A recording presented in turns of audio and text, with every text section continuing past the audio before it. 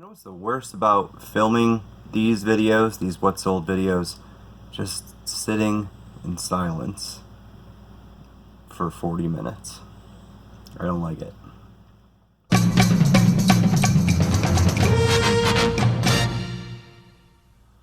Hello again, we are back.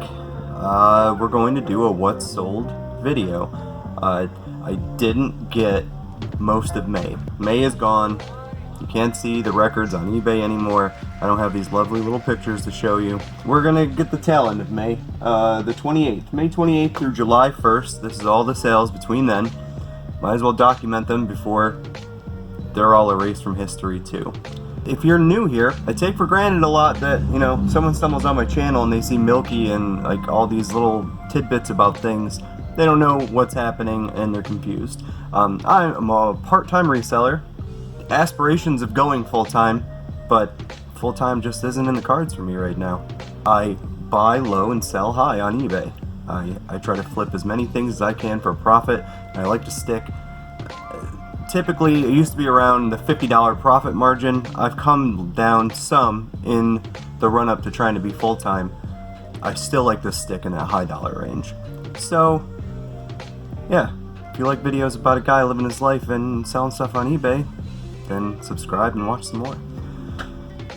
However, we'll talk about this. This is 28 items that I sold between May 28th and July 1st in no particular order. Some of these you may have seen in other videos and some you have not. Most of these items I charge shipping on almost every single thing I sell. So I'm going to try not to say plus shipping, but we know how that goes.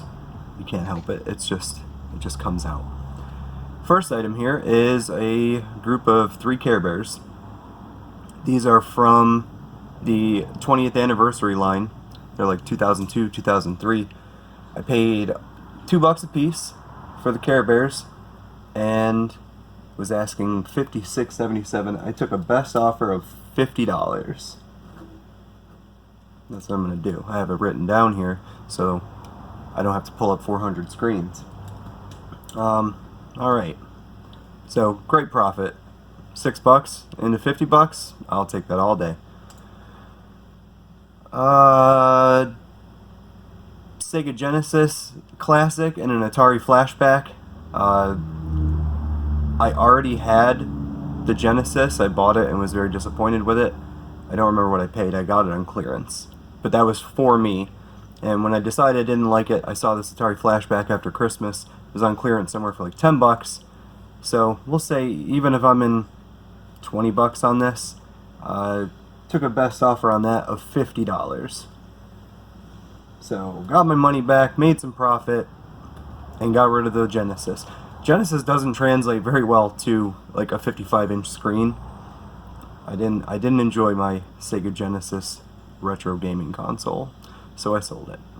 WWF Spotlight magazine from the 80s, maybe early 90s. I don't know. If you've watched my videos before, you've seen all the wrestling paraphernalia that I've sold. Just another drop in the bucket here. Full price on that, $25.44, and at a cost of $0 at this point to me. $20 a year ago, that has now yielded me probably $1,500 in sales. That number jumps depending on which video you're watching. I don't really have the numbers in front of me, but I've made hundreds and hundreds of dollars off of a box of wrestling magazines that I bought for $20 on Marketplace. I don't have an exact number. 15 sounds about right though. I've sold a lot of this stuff. A Mizuno baseball glove. It was brand new with tags. I think I paid $4.99 for this, and I couldn't give it away. It sat pretty much through the season. I thought it would sell in, and then I got a best offer of $40. Not plus shipping. One of the few rare examples because I knew it would fit in a padded flat rate. So, I mean, I made money on it, but I didn't realize the demand for a new glove as opposed to a broken-in glove wasn't the same. So, I'd still buy new gloves, but I didn't think that there would be such a price differential. It was weird. Nobody wants a new glove. They want it broken in already. So yeah, $40 minus shipping Oh, we're jumping ahead. Let's get rid of that so I don't get confused. This was a flour sack. This was an old flour sack before General Mills had formed all the companies that were involved. So it was pretty old. It's in great condition, and the bag maker, Percy Kent Bags. So it was collectible on 2 different levels. 2 people that just like this old advertising, and I guess these Percy Kent advertising bags also have a market. So this was free. Rick, the car guy, he gave me this and told me to sell it on eBay, and I did. Got $50 plus shipping. There it is, plus shipping for this flour sack, and I gave Rick 20 bucks, and everybody was happy. Got positive feedback too, so literally everybody was happy, buyer included. Next is a big piece of Visions. Corning Visions Amber Dutch Oven. Talked about Corning ware, especially the Amber and the Vision stuff, the Cranberry Visions.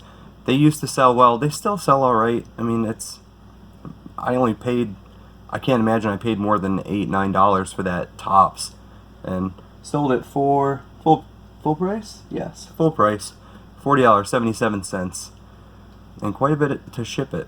So good profit. I stopped buying it. The thrift stores started overpricing it, and the demand just isn't there anymore. You have to sell large sets to really make it profitable, and then I tried to sell a large set, I shipped it, and it was smashed to bits. But that was way early on when I didn't know how to pack a box. Now I'm pretty proficient in packing boxes, and I don't break stuff when I mail it to people. So yeah, full price, $40.77. Here we have, this one's fun, the Seuss Navy. It's an Esso gasoline advertising glass. The Seuss Navy with the Wen Hen. This glass is quite old, 40s I want to say, and it could be older than that. Dr. Seuss moved on from his advertising pretty early on. However, I used to collect Dr. Seuss stuff. You probably can't really tell from this angle. You can see some stuff back there, like that cat. There's a bunch of little statues down here. Anyway, I used to collect a lot of Dr. Seuss memorabilia, and I stopped over the years. I sold pieces, I threw pieces away. I whittled it down to just like my favorite pieces, and I always wanted one of these glasses. They were always so expensive. They were just through the roof back in the salad days of eBay when you had to send a check to somebody. So I never got one. But then, on a whim, I saw that a couple were available for sale, and it was a set. It was 2 for $39 plus shipping, and I snatched it up. That was a great price because I knew, well, I had a feeling, I now have a glass to keep, and I sold the other one for $39.77. So I got all my money back. I pretty much paid someone to ship those glasses to me, and I get to keep one. So again, it's just a win-win-win situation for everyone here. All kinds of people won with these Seuss glasses, and I feel like ultimately I'm the top prize winner because I got a free glass, I got $39.77 to reimburse my purchase, and another person now owns a glass. And the original seller, they were $39 richer at the time. I think they underpriced though. That's why I snatched it up. Wow, that's a lot of stuff about one glass. I made a video during the little hiatus. I shot some footage for a video about glasses. I also collect all the Looney Tunes Pepsi glasses. And I made a video talking about the ways that, you could make money with those glasses, and I hate it. Every time I've tried to watch it and edit it, it's garbage. So I'm going to reshoot it, and let me know, is that something you'd be interested in? Because there's a handful of those glasses that can bring you really good money, and the glasses overall are still pretty valuable if you know what to look for and how to identify the glasses that are of value. So if you want to see a Looney Tunes glasses retrospect, I suppose, then let me know, and I'll work on it again, because you'll never see the one I shot. It's poopy. So, Seuss glass, yeah, we talked about the Seuss glass, we got it. Yu-Gi-Oh! Yu-Gi-Oh is next. Not Yu-Gi-Oh! Dragon Ball Z. It's the same thing, right? They're all the same to me. I sold this originally. I don't remember what the price was. Probably around what I got in the long run. No, I think I sold it for 40. I sold it for 40 for the first time. The buyer messaged me, said it wasn't in the condition they expected, and I didn't understand that because it was wrapped, sealed, brand new game. He was a collector, and he said it didn't meet the criteria to go into his collection. Maybe because it's got a little rip down there in the corner. I don't know. Either way, he just said, "Can I return it?" I said yes. He paid for the return, and I sold it again. And I took a little bit less. I sold it for $33 plus shipping to another customer who did not return it. So, paid $1.99 for this. And next. Alright, next we have this textbook. I lost my pen. There it is. $2 at Goodwill, and sold it for a best offer of $55. I don't know a lot about textbooks. I know there's value in them. Typically when I look at one, I make sure that it was made in like the last 3-4 years. I feel like outdated textbooks don't sell as well. In my experience, the ones that I look up don't really ever have value. So that's one of my indicators when selecting a textbook. Yeah, got $55. The Embry Air Pilot. Picked this up at an estate sale. Probably paid $5 with the bundle of stuff, and sold it for a best offer of $65. And yeah, that's a great profit. I was gonna clean it, and then I decided not to. I looked at other comps, and ones in worse condition had sold, so I just kind of wiped the dust off of it and let it fly, sent it on its way. It was still pretty dirty. Lanterns, if you see old lanterns, always check them, because you could hit a home run on some of these older lanterns, the older Coleman ones, Coleman cases. If you can match a Coleman lantern and a Coleman case, because they have the dates on the bottom, if you can match those two numbers and put them together, you can get some extraordinary return on your investment. But yeah, $65 plus shipping. Harley jacket. This was a mesh motorcycle jacket. I paid $50 for this. It was a calculated risk. I figured I could get $50 back for it, no question. But the comps told me I could probably do better than that, so I took a risk at $50, and it paid off. I sold it for full price, $139.44, and positive feedback. So sometimes you gotta take a gamble. You gotta pay up a little bit. I don't like to pay up a little bit, but when I see the value, I don't have a problem most times. Snuggle Bear. Snuggle Bear was, I don't recall, a couple bucks, $3-4 tops. Took a best offer of $40 for a new with tags Russ Snuggle Bear, and that was a great sale. And I tell a story about my terrible neighbors as a child. I'll link the video. It was hard to let go of the Snuggle Bear. I liked him, but I didn't like him more than I liked $40. So buy Snuggle Bear. More plush. Pinocchio, old Mattel Pinocchio doll in the box. Still had like the tape on his hair. Like he was new. I would say new, other than this fold in the box. I paid up a little bit for him too. I paid $15 for this Pinocchio, and it paid off. Full price, $59.44 for Pinocchio. An old crappy tin. This I found for 99 cents at Goodwill, and I don't know what made me look it up, because to me at first I thought it was just like a Whitman sampler tin. That's what it looks like. And when I looked at it and started reading the stuff on it, and the way that it was worded made me feel like it was older, and it was, and it had value. So 99 cents turned into a best offer of $30 for this stupid tin. And Can't beat that, right? Littlefoot. Littlefoot I picked up for a couple bucks.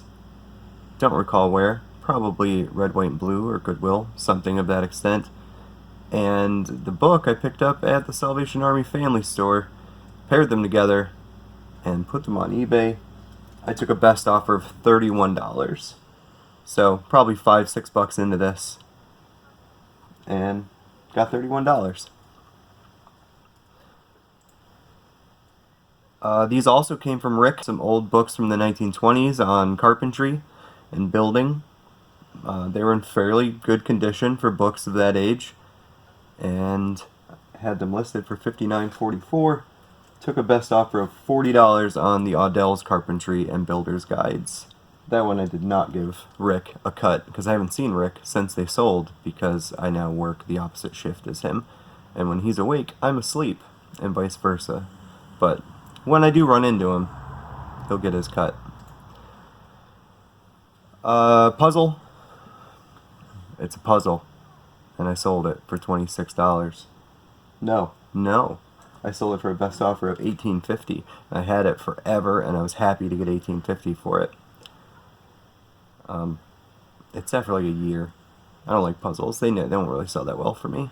The Tandy Radio Shack Executive Decision Maker, which is basically a magic 8-ball with a button and an LED light that jumps around. I thought it was silly when I picked it up. I looked at it, and it just looked like one of those things that someone out there is looking for this. Someone just like me is looking for a thing like this.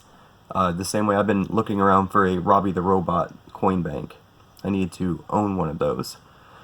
Automatically it looked like it had some value. With the box, thought that was cool. Peeked on eBay, and a couple had sold. And I had the only one, so I priced it way high. Put it at $29.44, and that's what I got. I got $29.44 for this. And knowing Goodwill, it was probably $1.99. That's probably what I paid for this. One of those weird, why did someone give me money for this? They did. AT&T flip phone. This was another item I had sold. I may have included it in the video. I sold it when I was on vacation in North Carolina, but then they asked for a cancellation like 3 days later, and I relisted it, and this flip phone, new in the package, sold for $90. Best offer of $90, and I'm pretty sure I got positive feedback. Some of these old flip phones, there's still people that really, really want them, especially new in the package. So another thing, you know, it may seem like outdated technology, but people will still pay you money. There's still a good demand. The big ass quilt. We may remember the big ass quilt from prior videos. This big ass quilt sold for full price. $86.77. Went global shipping. I don't know where it went. Don't remember what I paid. Not much money at all. Definitely less than $10. Just a great flip. Blankets, you know. Well, you may not know. If you're new here, you don't know. But if you're old here, if you're a previous viewer of my videos, blankets, salt and pepper shakers, they're the sleepers. They're the biggest sleepers of eBay. Love blankets. So yeah, $86.77 plus an exorbitant amount of shipping due to the global shipping program for the big ass quilt. Schlempertoff. We won't spend a lot of time here. This has been featured in 2 different videos at this point. This makes its 3rd. This may be the most talked about item on KP Trainum history. The Schlemmertoff, I got full price for this earthenware roaster, $69.77 plus shipping for a new and beat up box Schlemmertoff clay roaster. We're getting into current things that I've talked about in the last couple of videos, so we're not going to spend a lot of time. If you want a little more in depth in some of these things I'm about to pop off on, refer to the last 2 videos I posted. So we'll just breeze through them so I can get this edited and get it onto the interwebs. This popcorn plastic flag I sold for a best offer of $33, and it was new. I think I paid $2 maybe. Popcorn plastic, another sleeper.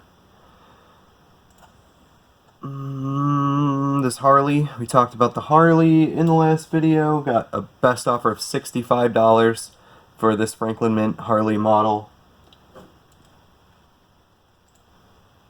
We got King Ghidorah vinyl figure from Godzilla, and paid $2 for this, and sold him for a best offer of $32. This is one I don't think I featured in anything. Annie's Amish Inn Mysteries. Annie's Amish Inn Mysteries. That's hard to say. Annie's Amish Inn Mysteries hardback books. There were 11. They were 99 cents a piece, so I'm in for about 11 bucks. And sold them for a best offer of $50. Anytime you can find little sets of these, I guess, Christian wholesome books, you can get a pretty good return on them. Yeah, $11 turned into $50. Club cast aluminum poaching pan, which I thought it was for omelets, and then when I listed it as for omelets, I saw a lot of this style pan that were for fish poaching. So I put that in the title too, and that seemed to get it sold because it sat for a long time. I added fish poacher, and suddenly I had action on it. But I got this for like $2-3 bucks. Cleaned it up, gave it a little polish, and I got $35 for my club cast aluminum fish poacher and or omelet pan. A set of Tupperware Cervelier nesting canisters in daffodil yellow. They were great condition, and I think these three were $1.99, and this one was $3.99. So 10 bucks. I'm into this, and took a best offer of $40, or had them listed at $40. It's weird that it shows it that way, but I got $40. $40 plus shipping for a $10 investment. Tupperware is something I've been trying to learn more about. I think it's an easy way to circumvent thrift stores that are taking all the good merchandise and selling it elsewhere. I'm trying to learn all these new things that slip through the cracks so I can still make a buck on the stuff that they do have on the shelves, and Tupperware is one of them. We'll end here with the blow mold. Shepherd and Sheep was asking $125.44 plus $25 flat shipping, and they sold for an offer of $100 plus $25 flat shipping, and I'm 90% sure that $25 more than covered it. I think I even may have made $2 on the shipping, and got positive feedback, so they made it safe and sound, and that brings our total even higher for blow mold profits. And there's still all these blow molds right here that we got to get rid of. Those holidays are coming, so local sales, I could probably boost the price a little bit. Anyhow, that's it. 28 items that I sold for a total profit of some amount of dollars that I haven't calculated.